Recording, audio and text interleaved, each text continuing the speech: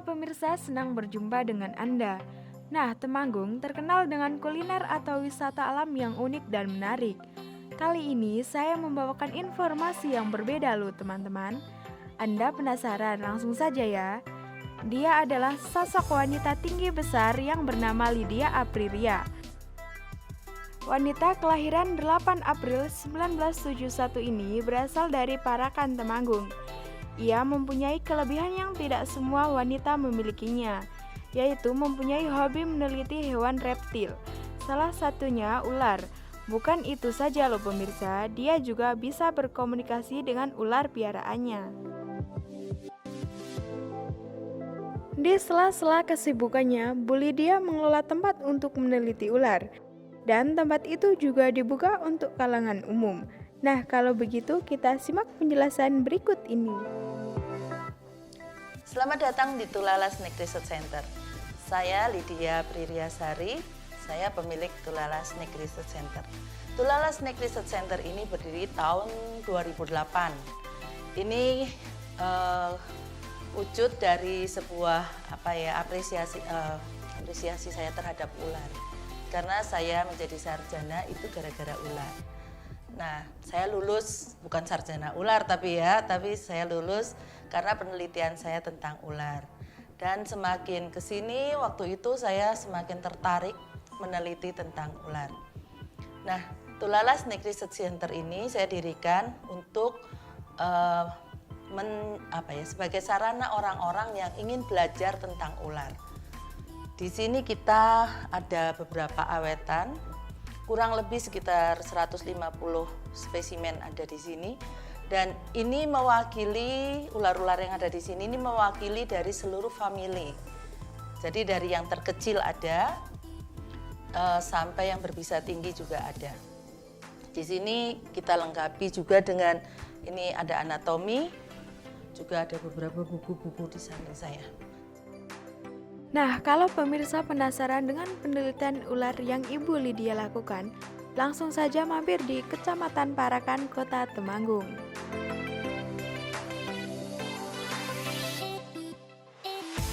Nah, selain mengelola Tulala Snake, Bu Lydia sering mengisi acara di berbagai tempat, seperti di sekolah-sekolah dan acara lainnya. Ibu Lydia Aprilia juga menyampaikan, tidak semua ular itu berbahaya. Bersikaplah tenang bila kita sedang berhadapan dengan ular. Maka ular tidak akan merasa terancam. Karena ular bisa merasakan jika kita sedang merasa takut terhadap ular tersebut.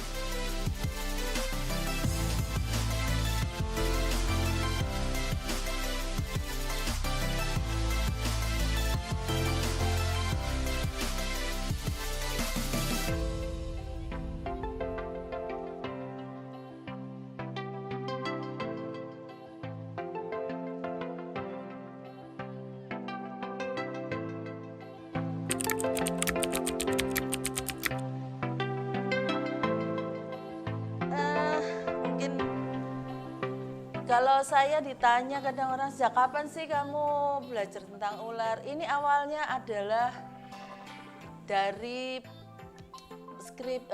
waktu itu saya masih mau PKL sih, kuliah mau PKL. Terus waktu itu awalnya saya mau limbah rumah sakit. Karena rumah sakit di sini waktu itu belum ada pengolahan limbahnya.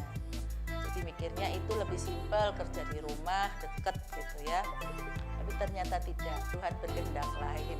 Dan singkat cerita, itu akhirnya saya PKL-nya tentang ular. Dan dosen saya bilang, Lid, kamu sekalian deh, katanya. PKL seminar skripsinya ular, katanya. Wah, saya senang sekali ya. Meskipun waktu itu bingung mau apa gitu ya yang dilakukan. Ternyata semuanya sudah diatur sama Tuhan itu. Ketemunya siapa, pembimbingnya siapa yang nganterin, gitu semuanya sudah diatur. Jadi saya penelitiannya tentang ular, kemudian saya lulus jadi sarjana gara-gara ular. Nah, itu dari tahun 98 dari nol saya belajar tentang ular. Kemudian saya berlanjut terus semakin penasaran ya, semakin kesini semakin penasaran. Dulu zaman kuliah, saya karena kuliahnya di Universitas Kristen Duta Wacana, ambil biologi. Terus waktu praktikum gitu, saya ngapalin nama Latin dua jenis aja lamanya minta ampun. Itu tuh sampai dihafalin lama. Tapi begitu saat saya mulai belajar ya karena ini meneliti gitu, sekarang ya lumayan hafal semua.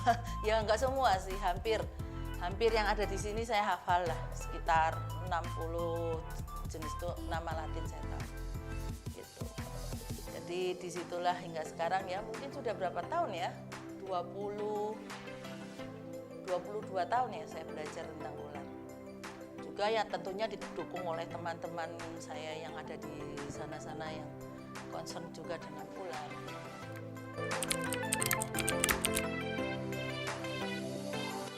Yang pasti suka dukanya pasti ada ya di semua kegiatan yang kita lakukan.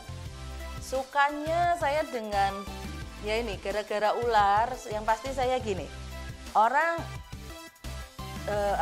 kenal saya, punya banyak teman di mana-mana, terus bisa masuk ke beberapa stasiun televisi. Waktu itu saya di Jakarta tuh hampir setiap minggu gitu.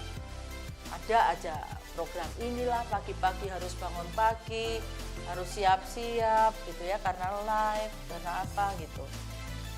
Ya itu ya seneng aja sih bisa masuk televisi. Kalau dukanya sih ya itu, kita kalau lagi syuting itu kadang harus, kalau syuting di hutan gitu berapa hari di sana, terus kita harus ya karena kita bukan artis ya jadi kita harus jalani bangun pagi, terus nanti syutingnya diulang-ulang, lupa lagi, terus apalagi harus melorot-melorot acting gitu. Ya dukanya seperti itu. Tapi ya sebenarnya duka yang menyenangkan sih gitu ya.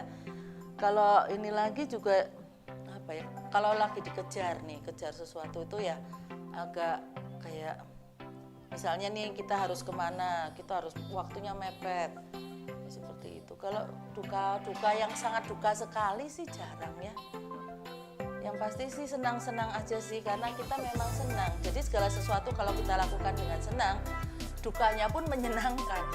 Nah, berkat kesuksesannya di dunia reptil, ia mendapatkan berbagai penghargaan. Salah satunya, ia mendapatkan penghargaan Kalpataru tingkat Kabupaten Temanggung untuk kategori perintis lingkungan di tahun 2018.